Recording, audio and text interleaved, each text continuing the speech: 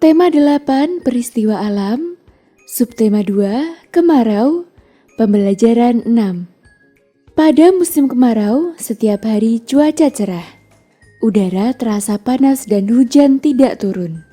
Kemarau yang panjang dapat menyebabkan kekeringan. Di beberapa tempat mengalami kesulitan air bersih. Perhatikan gambar berikut ini. Dayu dan teman-teman sedang berkumpul, bertukar cerita tentang tugas mencari sebuah gambar. Gambar tentang berita kekeringan di berbagai tempat. Gambar itu dibawa ke sekolah.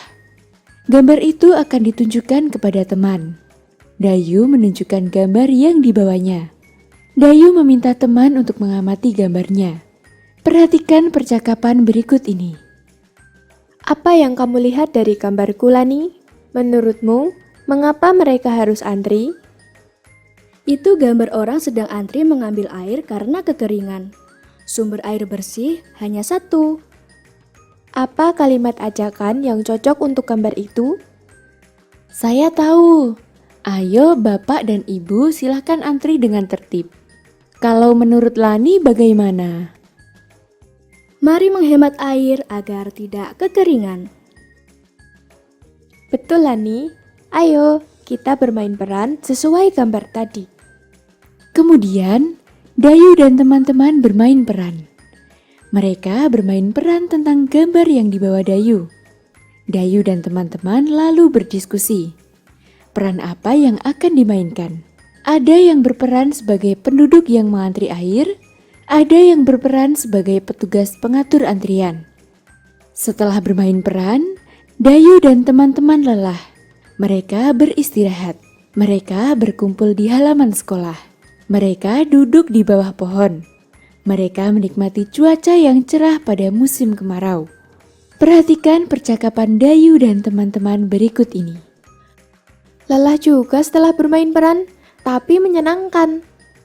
Betul Dayu, sangat menyenangkan. Oh iya Udin, benda apa yang tadi kamu bawa ke sekolah? Sepertinya besar. Iya Edo, saya sudah membuat alat ukur tidak baku, seperti yang dibuat Benny. Saya membuatnya dari gantungan baju. Udin dan teman-teman beristirahat di halaman sekolah. Udin menunjukkan alat ukur tidak baku yang dibuatnya. Udin membuat alat itu dari gantungan baju. Udin mengajak teman-teman bermain bersama sambil menimbang benda. Amati gambar alat ukur tidak baku buatan Udin berikut ini. Berikut ini merupakan contoh hasil pengukuran berat benda menggunakan kelereng. Kamu juga dapat mencobanya di rumah. Berat benda antara lain: yang pertama, 5 batu kerikil sama dengan 2 butir kelereng. Yang kedua, 1 batu bata sama dengan 12 butir kelereng. Yang ketiga, 1 buku novel sama dengan 25 butir kelereng. Yang keempat, 1 buah tomat sama dengan 4 butir kelereng. Yang kelima, 1 siung bawang putih sama dengan 5 butir kelereng. Selanjutnya kita akan menjawab pertanyaan berikut. A. Benda manakah yang paling berat? Benda yang paling berat yaitu buku novel. B.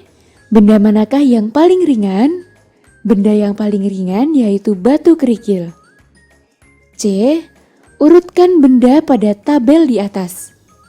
Urutan benda dari yang paling ringan yaitu batu kerikil, buah tomat, bawang putih, batu bata, dan buku novel. Urutan benda dari yang paling berat yaitu buku novel, batu bata, bawang putih, buah tomat, dan batu kerikil. Nah, sekarang kita akan menimbang berat benda lagi. Namun kali ini kita akan menggunakan buku tulis. Berat benda antara lain: yang pertama, 5 batu kerikil sama dengan 5 buku tulis. Yang kedua, 1 batu bata sama dengan 10 buku tulis. Yang ketiga, 1 buku novel sama dengan 21 buku tulis. Yang keempat, 1 buah tomat sama dengan 3 buku tulis. Yang kelima, 1 siung bawang putih sama dengan 5 buku tulis. Selanjutnya kita akan menjawab pertanyaan-pertanyaan berikut. A. Benda manakah yang paling berat? Benda yang paling berat yaitu batu bata. B. Benda manakah yang paling ringan? Benda yang paling ringan yaitu batu kerikil. C.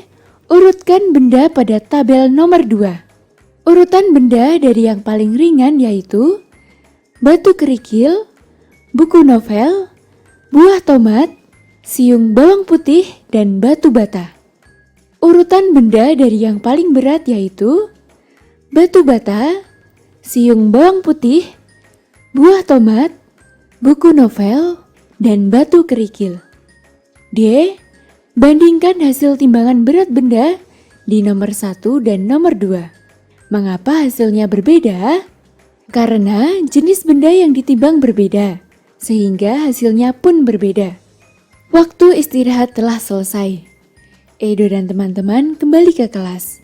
Cuaca di luar semakin panas. Pada musim kemarau hujan tidak turun. Persediaan air bersih semakin berkurang.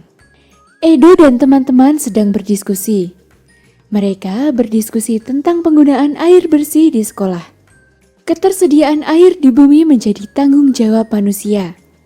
Sebab jumlah penduduk bumi yang semakin meningkat akan meningkatkan pula kebutuhan air bersih dan semakin banyak juga aktivitas manusia menggunakan air, sehingga akan mengganggu ketersediaan air bersih di bumi.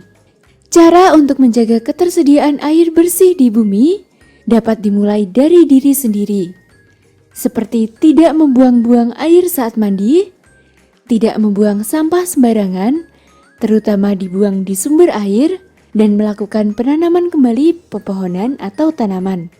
Perhatikan gambar berikut. Edo dan teman-teman bertugas piket di sekolah. Mereka mengawasi penggunaan air bersih. Siti dan Lani piket di tempat cuci tangan. Edo dan Benny piket di kamar mandi. Dayu dan Udin bergantian menyiram tanaman. Apakah anak-anak sudah paham tentang materi yang disampaikan? Jika ada yang kurang jelas, kamu bisa bertanya kepada orang tuamu ya.